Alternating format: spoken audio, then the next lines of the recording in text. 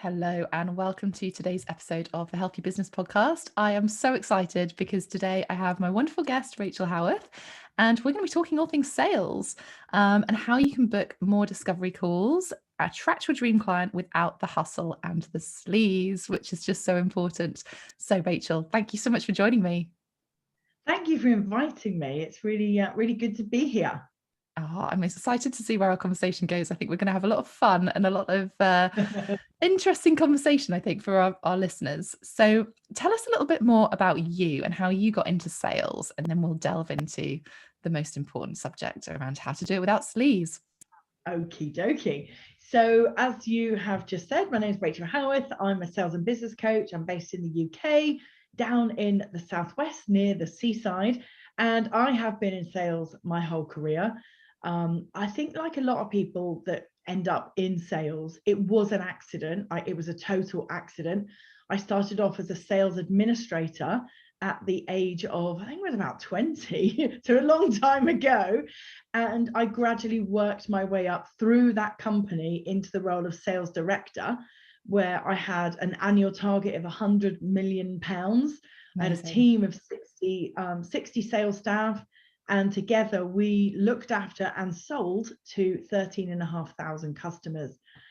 When I reflect back on those years of my life, it does not feel real. Like if you said to me now, would you go and like take a job in that company and manage £100 million target? I would just laugh and say, I couldn't do that, but I did. We hit the number, and life was good for a while. And then I had my son and realized I needed to get out of that corporate role because it just wasn't what I wanted anymore. So I needed to get brave and start a business. And so now I help other people to master sales. And the number one thing that they ask me to help with is help me to feel good about it. It's not just about getting the result, it's about feeling good doing it. So I've dedicated my life's work now to helping other women to master sales so that they can build wealth and health and happiness and freedom and choice and all the things that we want as women, because let's face it, we want all the things, don't we? And so Yeah. I love now helping women do that. Amazing. Oh, there's so many synchronicities, I think, of my first role was as a sales rep, going around to kind of pharmacies, selling the wares, having ridiculous targets, but you make it work. You find a way to make it work. But as you say, you then have children and life changes, priorities change, and that's okay. And I love the fact that you just kind of said there that it's okay to want more. In fact, it should be celebrated for people wanting more. And, I love working with ambitious women who want to create whatever the version of more is for them. That kind of leads me into the question that I ask all of my guests. So, what I'd love to know is, what does a healthy business mean to you? Oh, great question. I think for me, the number one thing that would make a healthy business is a healthy business owner. I Yeah. think, we have to look after ourselves. And whilst I guess the word health makes you think about, body and mind and, vitamins and, self-care and all those things, I think health in business is about so much more. It's about positive thinking, it's about ownership, it's about, feeling good doing the things that you're doing, because if things don't feel good, we won't do them. And so, if we don't do the things that we need to do to grow our businesses and sustain our businesses, then we won't have businesses. So the first and foremost thing we all must do is look after our own health around, mindset, spirituality, not just the physical side of health. So I think number one would be a healthy business owner. But secondly, I wouldn't be a business coach if I didn't say the health of a business needed to rely on the bottom line. Because whilst, especially in the coaching industry, let's face it, there's a lot of talk about income and how much money is made and income is brought in, and far less discussion around profitability and what money is left in the bank after all the costs go out, after the team is paid, after all the subscriptions that we probably all sign up to are paid, all the travel, all the expenses. It's the profit that really shows the health of a business. So for me, it would be those two things. Amazing. I love that mix. Yeah, it's really important. It totally aligned to what I think as well. And I think you're right. It's that, if you don't have your health of yourself, then, and you're not performing at your best, then your business can't perform at its best because you're not there and you're not showing up in the best way possible. And it's so interesting when I think about the number of people that I see that are sharing their, weekly, monthly income, but actually never show the profit. And you just think, okay, that is the health of a business. Like, you have to have, if you want to have a sustainable business, it all comes down to profit, because you can have all the sales coming in, but if you've got more money going out on that, that's not a healthy business at all. And it's so important to feel good about that, to feel good about every aspect of your business, and really taking that ownership and going, well, what is working, what's not working, and stepping into that CEO role of going, this is the business I want to create. Feeling good was something that you said there, which I love, which I think one of the things that when I ask my clients, my audience, about sales, they would never say that they feel good about it. And I think that's where we want to delve into today, is that there's just this, as soon as you mention the word sales, people go, oh, feel a bit icky, feel a bit awkward. That feels a bit spammy. And that's really why I wanted to bring you in today, because it doesn't have to feel like that, does it? It can feel good. It can feel really genuine and completely aligned to you and the way that you do things. Absolutely. Yeah, 100%. It doesn't have to feel like you're hustling your way to success. It doesn't have to feel like that for you or your client, because obviously if you feel like that and you're behaving that way, imagine how the audience feel and the client might feel. So it needs to feel good and flowy and fun. And and sales is about helping people. Essentially, it's about helping people. It's not about money. It's not about, I'm going to invite you to do something that you don't really want to do, and I'm going to make you do it through influence and persuasion and any other like guru tactics. It's not about that at all. It's about being open and honest and transparent, asking the right questions, understanding somebody. And when you understand what they want and why they want it, and you are the best fit person or service or program or product to be able to help them, it's just about connecting the dots. The fact that you get paid for that is it should be irrelevant, because that's not the purpose of it. The purpose is not to get money. You're not robbing somebody. It's, it's goods and services get paid for, just the same as buying a pint of milk. You need a pint of milk, you go and buy one, the shop gets your money and you get the milk. It's a fair exchange. It's about helping somebody when they need something, usually a solution to a problem. Yeah. And I think it's so interesting. I think as soon as you put yourself into that, being that, if you're a sole business owner or a small business owner, you've got a team, that's the bit that I always find people find really hard, because it's like, but it's me. Like, I have no problem going and buying a pint of milk from the supermarket because that's what you do. But when people are buying from you, that's when that kind of internal mindset, that psychology kind of comes up for people, that imposter syndrome comes up for people, and they're like, but I'm not worth it. Why would they come to me? Who am I to want to have money off you? And it's all those kind of questions that I see so many times. And it is reframing it. We were talking before we came live about the psychology of sales, weren't we? Of just, actually, you have to step into that and look at ways that you can feel genuine, but almost remove yourself from it. Yeah, exactly. Because although it is you delivering the service, what you're selling is not you. You are not for sale.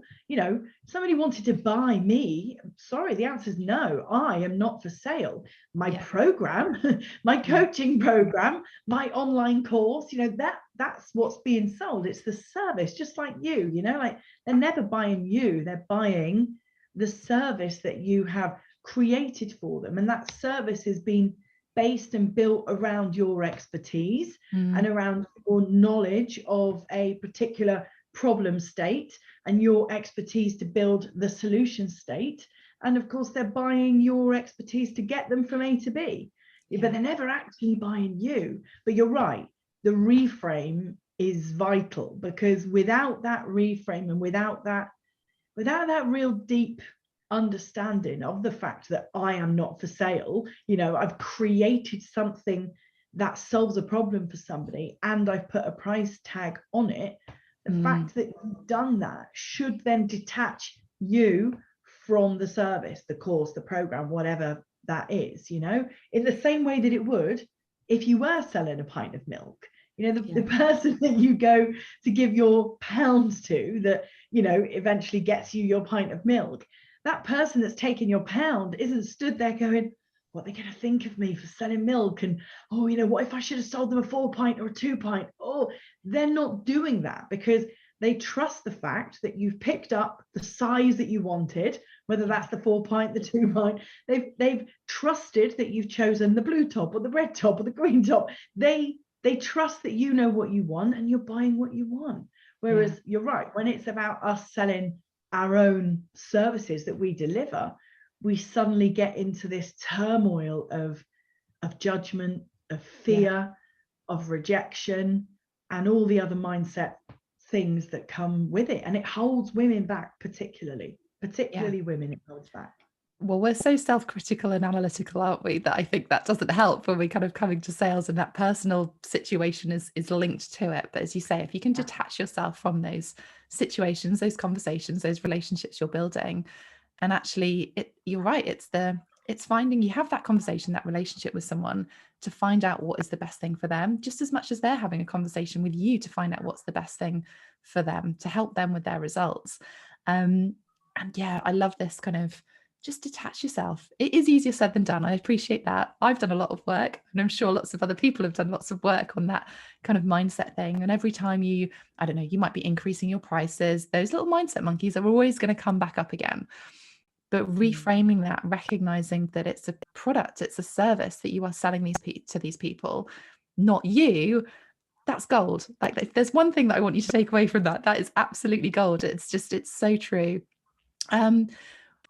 When we're talking around this kind of idea of, people feeling the sleaze, people feeling the hustle, but actually if we can detach that, what do you recommend people kind of go into relationships or conversations with? How do they go into that without feeling that sleaze?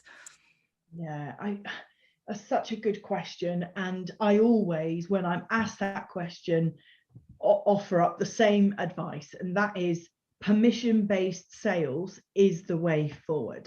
If you know that you're already susceptible to those feelings of doubt and judgment and all those things, understanding and being able to practice permission-based sales frees you from that. Because instead of you feeling like you're pushing and you're persuading and you're influencing, instead of you feeling like the sale is driven by you and therefore is going to be met with either a yes, no, maybe, or something, not polite.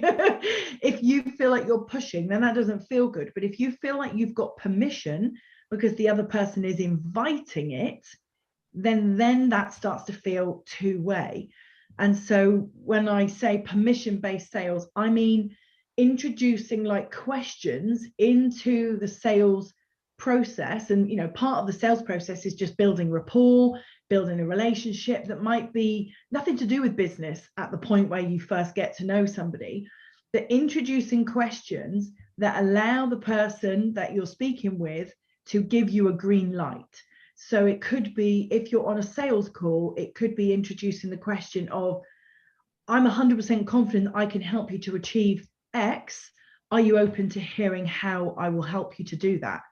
Allowing the person to say, yeah, I'm open to hearing that, because then you feel comfortable and confident to move on.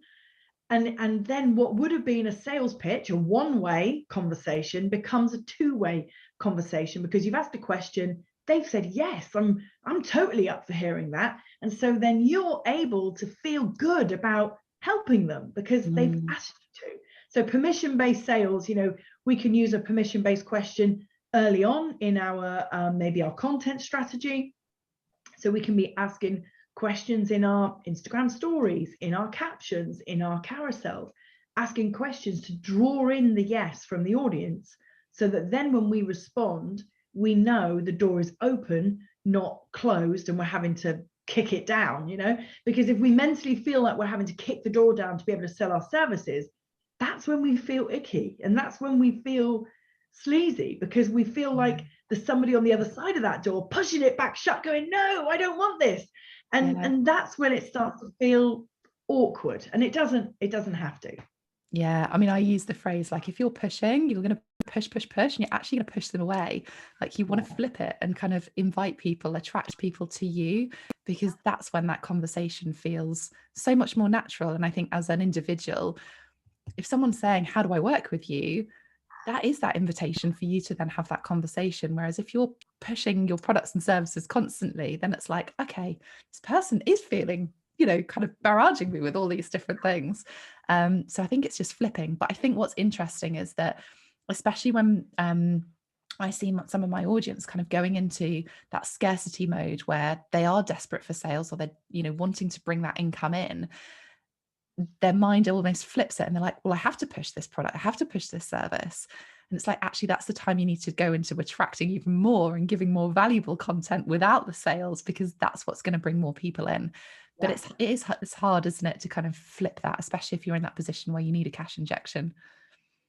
Totally. Yeah, totally. That pressure is not nice for anyone to feel. But there are things that we can do, aren't there? Like, if you do need that quick cash injection, no amount of showing up on social media with a sales post is actually going to help you. You need to backtrack from that a little bit and think more strategically around, where is your audience right now? Are they warm? Are they used to seeing you show up with value, or are they cooling off because they're used to seeing you show up with sales driven posts? Doesn't mean you should never have a sales driven post, but there should absolutely be the right balance. Yeah. And I always talk about the customer journey being attract, nurture, convert, when it comes to your content strategy. And so you need to be in your content attracting people in, through problem solving posts, like how to, 5 ways to achieve X, so that your audience can be attracted to you. But you can't then jump to the conversion stage without the nurture in the middle. And that's the bit that people will often either forget or get stuck in. So I don't know about you, but the two most common questions that I'm asked around, like the nurture stage is, how long do I do it for? How do I not get friend zoned?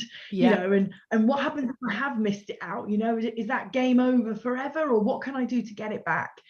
So that is such a critical part in, using attraction marketing to draw in that permission for you to then make a sale. Yeah, definitely.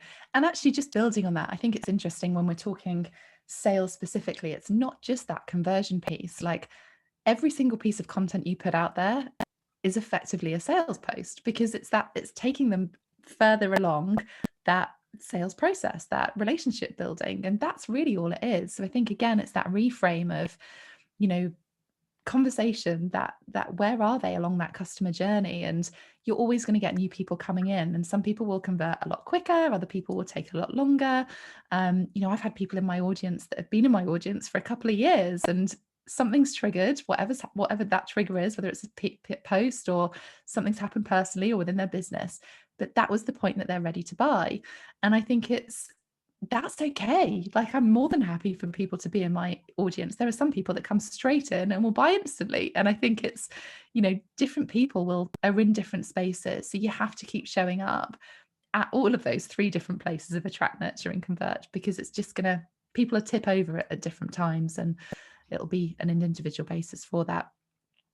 One of the things that we were going to talk about as well was how to book more calls. Like, we're in this kind of attract, nurture, convert piece journey.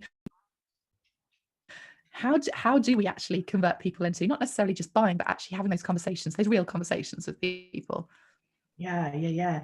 I think, very, very often, when we start, we know that we need to have a call scheduler, like something like Calendly or Acuity, or, there's a number of scheduling tools out there. I think Calendly is always, seems to come up as top of the list. So we set up this Calendly, and we don't necessarily optimize it in the best way. So there's so much functionality inside products like Calendly that allow for pre-call questions, that allow for, you to understand more about the person before the call.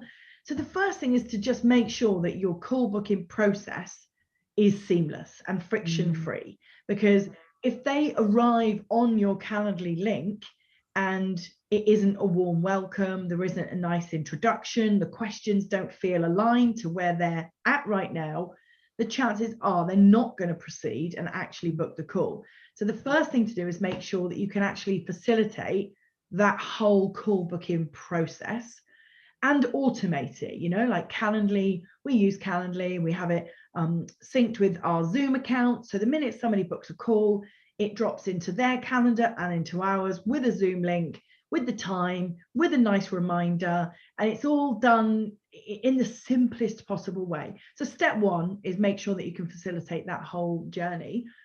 But then what happens, this is typically what I find, I don't know what you find, Sarah, but people set up that Calendly and it gives you the little link and they go, right, I'm going to put that in my link in bio and I'm going to drop that into a few places. And then they forget to promote that link and they forget to talk about the fact that their diary is open for people who are ready to talk to them about a service or a course or whatever. They forget to share that. And so, the number one thing to do if you want to book more calls, my number one bit of advice is just ask. Just simply ask people to book. And if you want to take that to the next level, ask them to book and give them a really good reason why they should. So, drop some value, share something, maybe go live, do like a little mini training in your stories or on the live. That could be Facebook, LinkedIn, Instagram, anywhere that, you're hanging out. But then don't forget at the end to say, if you're ready to make XYZ change and now feels like the perfect time and you think I could be the one to help you, book a call in my diary and tell them where to go and find the link. Because what you'll find is some people won't do it, but some people will. And then you'll start to see that steady trickle of calls come in. There's a few other things that I will always recommend, like optimizing your lead magnets for call bookings, making sure that within your thank you page, within your email sequence, you're inviting calls. If that's what you want, you can have the call booking link in your email footer, so that anybody that you're having an email exchange with, the call booking link is there. You can have it, if you've got a podcast, have it in the description, have your call booking link in as many places as possible. Create a highlight reel on your Instagram all around, a particular topic of interest for your audience, and then have the back page of the highlight reel with the link to book the call. So think about, what is that customer journey? How can you take them on I call it like the 3 steps of a good reel or a good live. It's hook, value, action. How can you make sure that you've got the hook to get them listening, the value to get them thinking, wow, like she knows her stuff, this is really helpful, and then the action, which is what's going to then inspire them to book that call. So it's just about being intentional that calls is a priority for you in your business, and then inviting people to book. Yeah, definitely. There's so much good stuff in there. And I think, it always comes down to that intention, always comes down to that focus. Like there's no point in just posting something for the sake of it. Like you have to have that plan as to why are you posting that? Like, is it to give pure value? Is it because you want to have that call to action to book something? But I think knowing why you're posting something and getting strategic with that is where the magic happens. We can see, I see so many people that are just posting for the sake of posting on social media and then wondering why social media is not working for them and saying, oh, this is happening, it's ruining my business, I'm not seeing the traction from it. And it's not until we then look at that, is your content actually valuable to your audience? Is it what they're wanting to hear and see? Yeah. Have you got a call to action off the back of it? Like it's all well and good posting something that's super valuable, but is there a call to action? And I think that call to action doesn't always have to be a sale or a lead into a sale. It can just be to start a conversation. So it could just be something like, if this resonates with you, put a yes below, then you can start the conversation. So it's almost, you're then pulling out those people who are potential people that you could then have that dialogue with, have that conversation with. And I think whilst we're talking sales specifically on here, what we're not saying is that every single post you put out should be a sales post. And I think attract, nurture, convert, as well as actually not being afraid to test things when it comes to that convert stage. But optimizing it, I love those ideas of optimizing things. And, I'm probably guilty of this occasionally of, putting my link in various places and then forgetting to talk to about it, because you just get so used to people knowing where things are. But then you forget that new people are coming into your audience. It's like, okay, you need to keep directing. A confused mind is never going to take action, is it? Or someone who doesn't know what that next step is. Yeah, exactly. And you know what, when you talk in there, what you said about your content strategy and really like having intent in your content, one of the things that I see people doing, a lot recently, because there is a lot of talk around, is Instagram dying and should I be going to other platforms? There's a lot of like focus at the moment on which channel are you on and what is the right content strategy. The thing that sits above those decisions is your sales strategy. And what I see happen is in the reverse. So the content strategy, people put so much thought into their content strategy, and then the sales strategy is the thing that is the afterthought. So it's like, well, I know what I want to talk about in my content, and the call to action, the sales piece, is just a little bolt on at the end. Well, actually, if you start with your sales strategy in terms of what do I want to sell, who do I want to sell it to, when do I want to sell it, what is the big reason why somebody would even want to buy it, like what is that sales strategy, and then allow that to inform your content strategy, then at least your content is in the right topic area. It's talking about the right things. Like if you are, like I've been selling my sales sprint, which has kicked off this week. If I know that I want to sell that and I need to build that into my content, I can't show up that week and deliver it. I've got to show up in the weeks leading up to it. So your content strategy needs to be informed by your sales strategy, not the other way around, which is what I think I see a lot of people do, content first, sales later. No, it should be the other way around.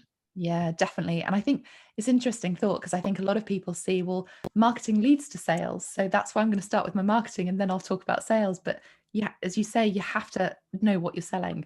And above that, you have to know what your goals are.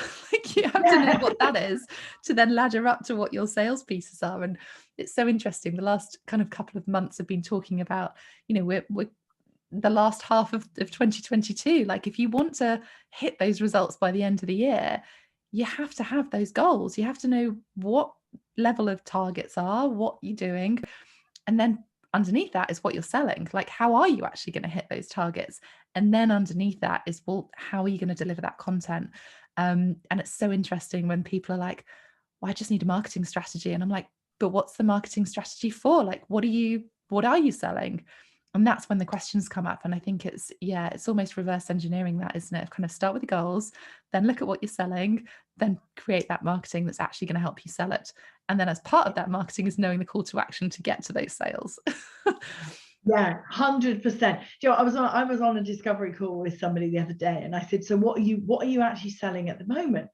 And she started talking about an offer, and I was looking at her Instagram. So I went into the link in the bio, and there was no mention of any of that. So I said, you're not selling that at the moment, because it's not there. If I'm in your audience and you're talking on a live about it, I can't go and buy it. How do people know how to buy it? And she was like, oh, you're so right. Like, I just don't even think that way, that you've got to make things available to people, accessible to people. And that means talking about it and then giving them the information that they need, or giving them an outlet or a place to go to get the information that they need to make a decision, which might be booking a call with you. It might be that they want to scan through a sales page. It might be that they want to read a leaflet, like whatever your ideal client behavior is, you need to build your sales process around that, giving them what they need to help them make the decision. You're not telling them what decision to make, you're just helping them to make it. So it's just fascinating, isn't it, how like you said, marketing leads to sales, but actually sales informs everything, because it has to. It always has to. And I think what you were saying there, I want to loop back into this idea of the kind of hustle and sleaze, because that is when people start feeling the hustle and sleaze, like that lady you were talking to on the call. Like she'll be probably feeling that she's constantly putting stuff out there, and it's like, but you're not making it available to people. So that's when it feels uncomfortable, that you feel like you're constantly pushing. but it's just optimizing things, I think, of just looking at ways to create that ease for people, because that feels then easier for you too. Yeah, totally. I think one of the things that we haven't touched on yet, and for me, this definitely plays into that feeling of, does it feel good? Is if you know that your program, your service, whatever it is that you're selling, if you know beyond any doubt whatsoever that that helps people, that it gets results, that the people that have bought that in the past have left you a testimonial, have celebrated with you, have got what they wanted from it, like the return on investment, which, the return on investment often sounds like it's just monetary. It could be an emotional return on investment. It could be a spiritual return on investment. Whatever the measure of return is, have they had that from investing in the thing that you're selling? Because the minute that you know that your, let's call it a program, gets results, surely that feels good then to want to help other people to get those same results. But if you're showing up to sell something, in the back of your mind you're thinking, what if it doesn't work? What if it doesn't help them? What if it doesn't do what I'm saying it will do? If you're asking yourself those what ifs, that will translate through your energy and it won't feel good. If I'm trying to teach you, teaching my son to swim or ride a bike, and I don't know how to do it, then I need to either be a really good coach and help him, or I need to be able to show him. But if I'm thinking, well, who am I to teach him to ride a bike? I can't even ride one myself. Then that's going to translate in our energy and we're going to feel it. And if we feel it, our audience will feel it. So I think the number one thing to get rid of the sleaze is know that you can create results. And the best way to know that is to, first of all, if somebody's, just starting in their business journey, sell the thing that that you've been able to achieve results through. Sell the experience that you've got, that delivers an outcome, delivers a return on investment, and then it feels good because you are purely and simply helping people with 100% confidence, and those little gremlins are not going to be there to make you feel like, who are you to sell this? This hasn't even worked for you yet. Don't try and sell results that are like way beyond anything that you've ever experienced, because that's not gonna translate.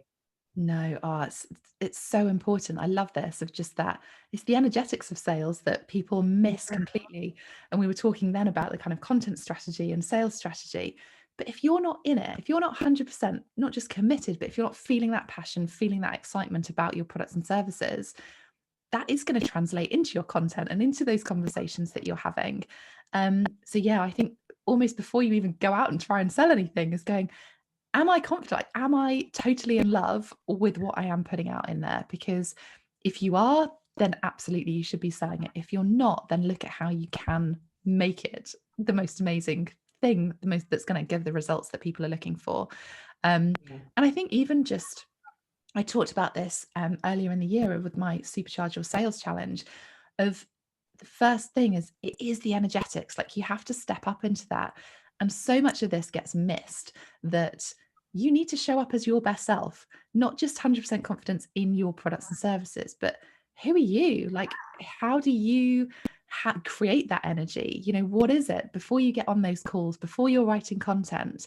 How do you get into that best version of yourself? Because that's what people get inspired by. That's what people get excited by, that they want to work with you because you are that inspiring person, because you have achieved those results. But if you're really lethargic and you're doing a live going, oh, I need to do a live because I've been told to do a live, it's just not going to fly. You're not going to attract the right people, I think is where we're kind of going with this. Like, if you want those dream clients that are an absolute joy to work with, then you have to show up as your best self, because those people are looking for that. Absolutely. I mean, how do you do it? Have you got a song? Like, do you dance? Like, how do you do it? I love this, flipping the questions back to me. Do you know what? I have a boundary in place that I actually don't do any client work before 10:30 every day, unless I've got a client in Australia or Asia that I have to from a time difference perspective. So I use that time post school drop off to do stuff for me. So whether that's exercise, whether that's coffee with a friend, whether that's some self-development, some of my own mindset work. That's how I get really energized at the beginning of the day. So whether I'm then doing client stuff or podcast recordings or, creating content, I know that I'm already in the best possible frame of mind that I can be. If I try and do that at the back end of the day, when my energy is starting to wane, or I've picked the kids up, we've had an argument after school, then I try and do stuff, I'm just totally off. So I think that was a real shift when I got that awareness of like, how can I set myself up in the best possible way, not just for me personally, but to show up in my business, to show up for my clients, to create that amazing content. That was a real game changer when I was like, this is a non-negotiable boundary. But people feel guilty for that. And I think you shouldn't. Like, you are your business owner. We talked about ownership right at the beginning. And I think just looping back into that of just, that works for me, having that boundary, but other people's energy are going to be different throughout the day. But having that awareness and then owning your day, owning your week, owning how you show up, that's when things are going to make a difference. That's when it feels easier. That's when that joy comes back into it. And that is going to translate across in to everything you do. So yeah, that was a long-winded reply for you, wasn't it? No, it's good. I love hearing how people get into that like mindset and into that energy. Like some people have songs and dancing. I mean, people hate this answer, but I'm just a raging extrovert. I just love people. I can't help myself. Even starting asking new questions. I'm intrigued by people. Yeah. I'm curious. I want to know everything, and I just love people. And so once I start thinking about, I'm going to go live and I'm going to help my audience today, and that just energizes me, like, because I'm an extrovert. But what I don't want people, your listeners to hear is me saying I'm an extrovert and therefore think that you have to be an extrovert to be good at sales, because you absolutely don't. No. And I would go even a step further and say some of the best salespeople that I've ever worked with have been introverts. And there's a really good reason for that. And it's because introverts are good listeners. Introverts are not like extroverts. Us extroverts love the sound of our own voice. We love being the life and soul of the party. We love chatting. We get our energy from people. And you'd think, well, that means that you must be good at sales, but not necessarily, because the fundamental of sales is the ability to ask good questions and to listen. And sometimes an extrovert is rubbish at that. I've been trained to do it. I'm 20 years in to my career of being a good listener. I have been taught for 20 years to be a good listener, rather than to just be in my natural extrovert, state. But an introvert is like that naturally. So an introvert, when they ask a question, it's a bloody good question, because they've listened so hard to what was being said that their question means more. It's got more oomph, more power to it. And therefore the person on the receiving end feels that, that introvert's question is sometimes more insightful and sometimes deeper and gets them thinking. So yeah, I don't want your listeners to think, oh, that Rachel said you've got to be an extrovert, because you absolutely don't. If you are an introvert, lean into your introvert characteristics and know that your ability to listen is one of the things that will make you a really good seller, in any sales situation. Yeah, and I want to build on that. And it's interesting, when I first started in my sales role straight out of university, and one of the first things that I was taught was active listening. Like, not just the listening piece, but actually act on that as well. Like, it's all well and good asking great questions, but as a salesperson, and we're all salespeople because we have our own businesses, that you need to act on that. So listening to what their response is, and it might be, okay, well, that program isn't quite right for them, but actually you've got something else that is. But if you're not listening to what they're saying, you can't direct them through into that. And I think, yeah, it's really, really interesting to kind of delve into, what your strengths are, like play to your strengths. It's so important. I think we're told from such a young age that we have to improve on our weaknesses, but actually as a business owner, play to your strengths, like lean into everything that is working for you and dial all of that stuff up. So yeah, I love that it doesn't matter whether you're an extrovert, whether you're an introvert, whether you're a mix of both, which is what I am. I'm an extroverted introvert. And I love working with people, love that energy, but I know that I need that space to re-energize myself away from people.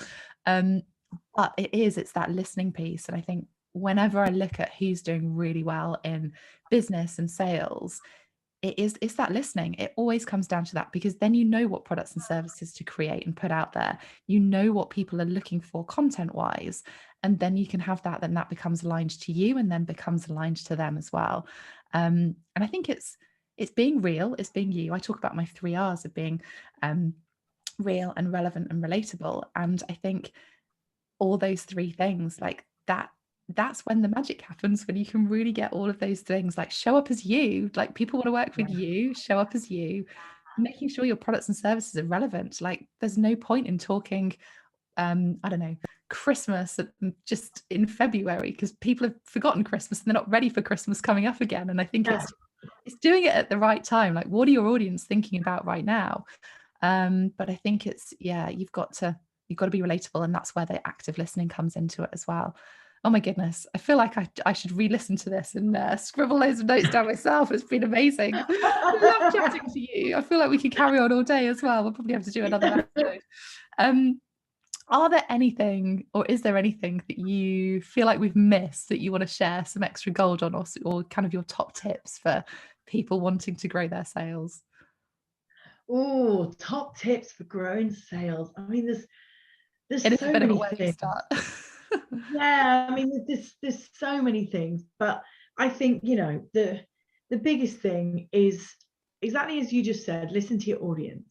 Don't worry about the audience that you don't have right now. You know, like I think there's so many people showing up thinking about, got to grow my followers, got to grow my followers. You haven't. Unless you've got an audience of 10, you know, like don't worry about growing your followers. That'll just happen naturally if you serve the followers that you've got.